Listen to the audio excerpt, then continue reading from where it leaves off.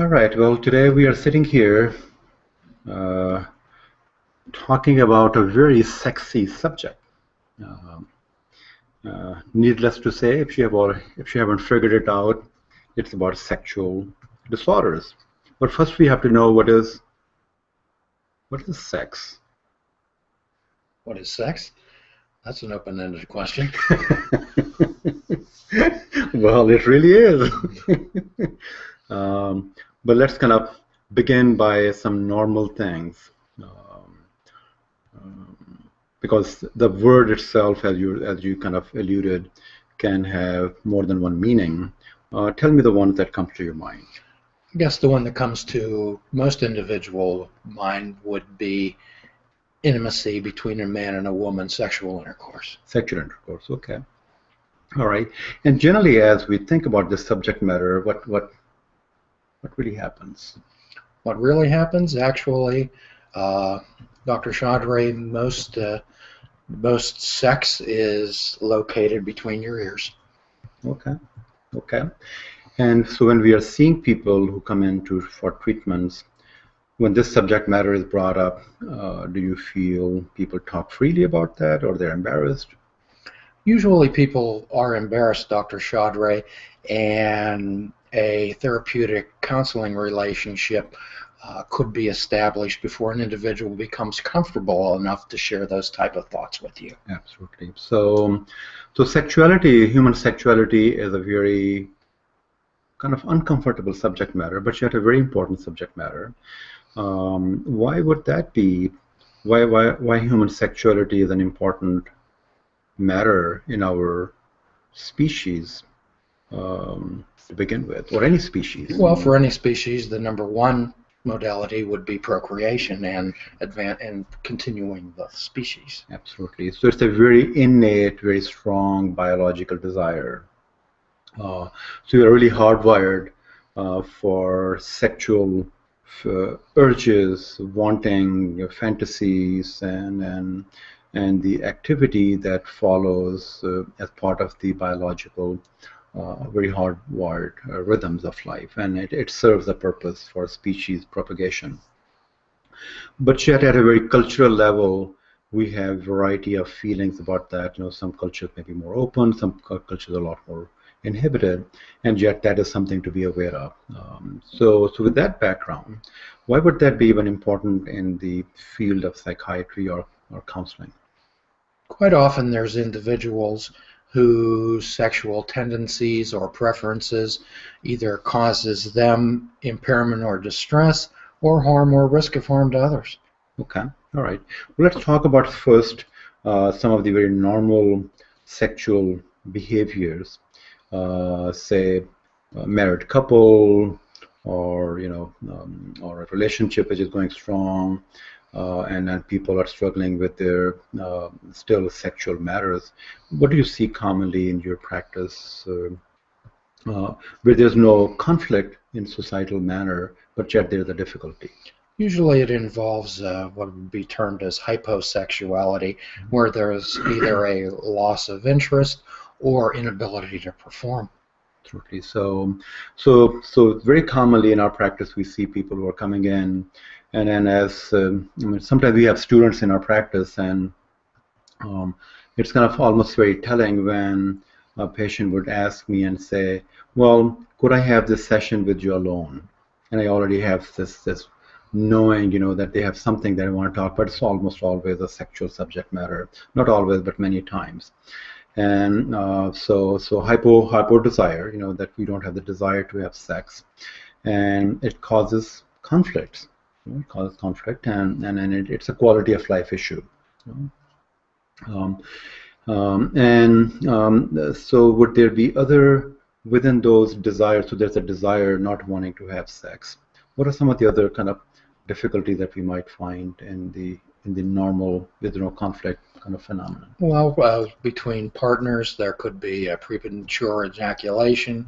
There could be inability to maintain erection in a female. There's are various, such as vaginitis, where there's a contraction of the vagina, which makes penetration impossible. any number of issues.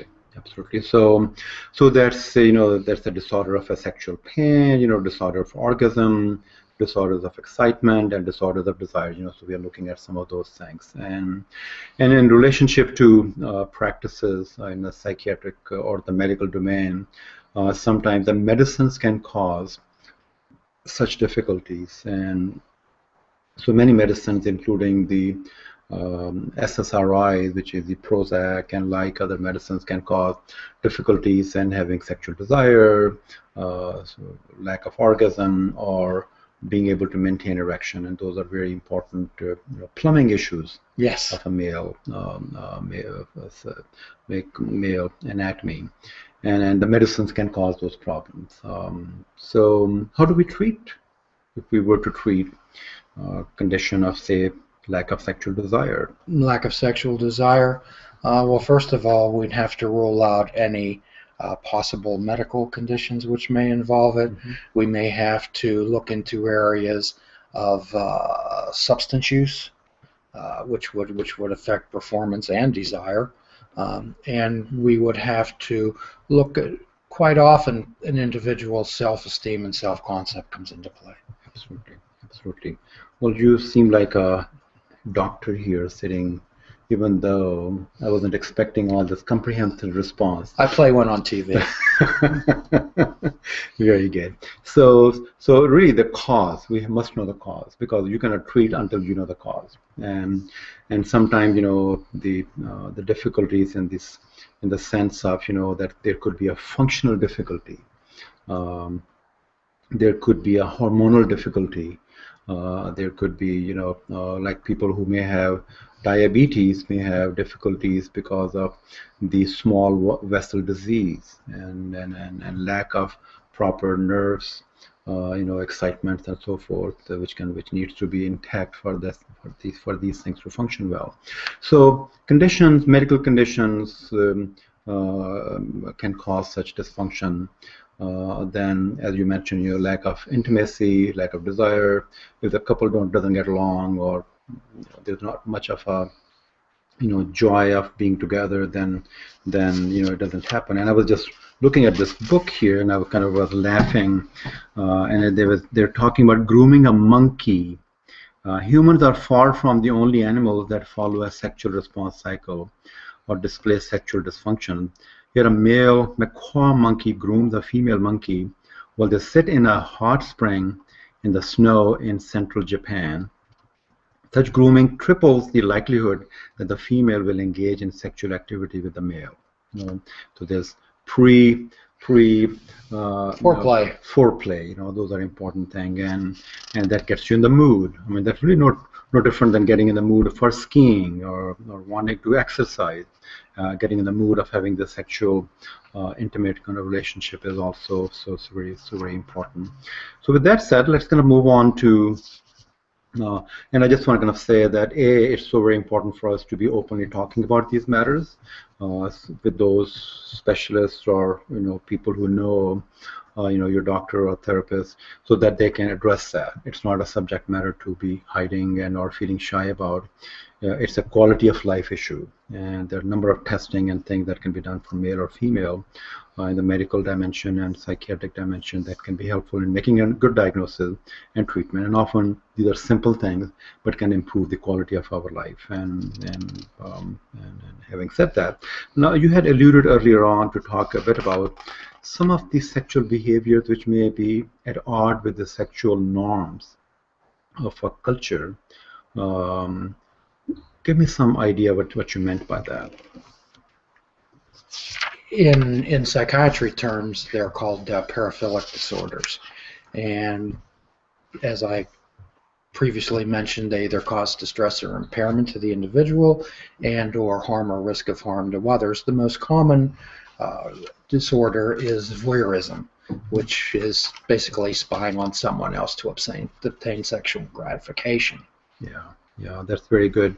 So we actually just recently had, the reason it sparked our interest on this subject matter, but these are rare conditions, but they do happen, and we had happened to see someone in our practice who was struggling with this condition. And without going into a lot of detail, but I just want to kind of mention, people can be very respectful, very engaged in good relationships, and it doesn't mean that they are not otherwise fine citizens and fine people. But they can exhibit behaviors which are very disturbing, like peeking into somebody else's house and masturbating. Peeping Tom is one of those terms that has been used, and getting sexual excitement out of that. But how do they come to treatment? What ends up being a case that such people end up being wanting to seek some treatment. It's either an individual recognizes the fact that this problem's causing them harm or harmed others. Perhaps they actually have been involved in the criminal justice system as a result of it, or they're referred or threatened by a family member. Yes, very well said. I used to work in a jail where we would do people who like a quick psychiatric evaluation to determine what kind of needs they might have. And we would see lots of people coming in because they were in trouble with the law. Something, open up somebody's door or did something, and the virus then comes into the picture because they are in trouble with the law. In regular practices, I think what you said was very, very prudent. Difficulties, associated with a relationship may bring it to the attention. Okay, so that's maybe name one more, and then that will give us a picture of,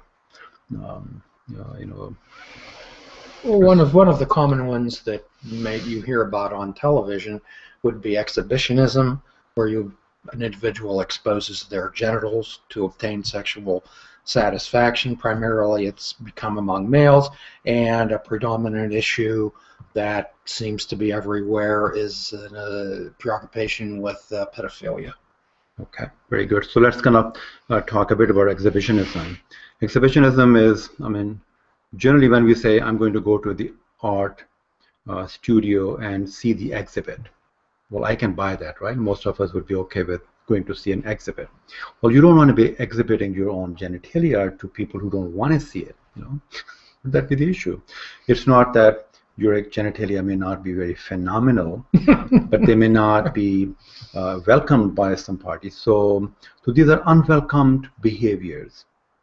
And exhibiting a person to others, and I have known and seen in my practice number of people who really have had respectful placements in societies, and they struggle with that condition, and thus learning how to be able to manage that is very important. Now, as you were saying, pedophilia, well, I think it's important to maybe mention that because it gets a lot of public and general and everyone's attention. So what is pedophilia? Pedophilia is an obsession or a fixation with young children. Generally, according to the DSM-5, it's normally involvement with an individual under the age of 13, and it has to be identified. The individual has to be either 16 or with someone that's 5 years younger than they are. Yeah. So there's actually a very strong sentiment about that, because most of us, as you know, would not like to have any young child becoming a victim of another adult's condition, and thus these conditions, these are taken very seriously. And with that said, people who end up having such difficulties, it's so very important that this should not be kept as a secret, but be brought to the attention of those professionals who can treat and allow a person to have healthy sexuality rather than a very perverted sexuality. And I kind of realized that I'm not a sexual disorder expert. There's places where people just treat sexual difficulties of this nature. And one of the places where I used to consult, a counselor or a therapist actually made a very kind comment, a very nice comment, and she said that these people sometimes do not have the appropriate way to express their sexuality, and thus they have to be taught how to. So there's hope. It's a matter of, professionals need to guide an individual how to find their healthy sexuality, because that by itself is not bad. It is its expression in unwarranted and in unsafe places. We would term that behavior modification. Yeah. Yeah, so just like anything else, we may have bad behaviors, bad habits such as drinking alcohol, or having sexual addictions, or difficulties with eating bad food. We have to learn how to have healthy behaviors and healthy habits, and so the treatments are there. And I think there are some very rare conditions such as gender identity disorder. Maybe that be the last thing we can talk a bit and then finish up this conversation. Yes, gender identity disorder is sometimes referred to as gender dysphoria. It's where your assigned sex is incongruent with your expressed sexuality. So if I'm a male, I may want to be the female, and if I am a female, I want to be the male. It's also a very rare condition, and I actually had the opportunity of working with people who had such difficulties.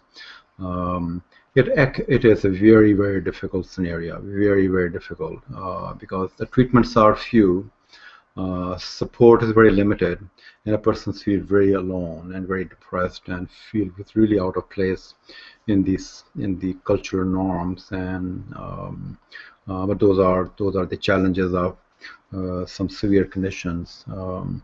So we kind of have summarized some of the common things, some of the very difficult situations, and recognize that sexuality is a part of human being, and then that for us to recognize its healthy, creative aspect, and yet its difficulties.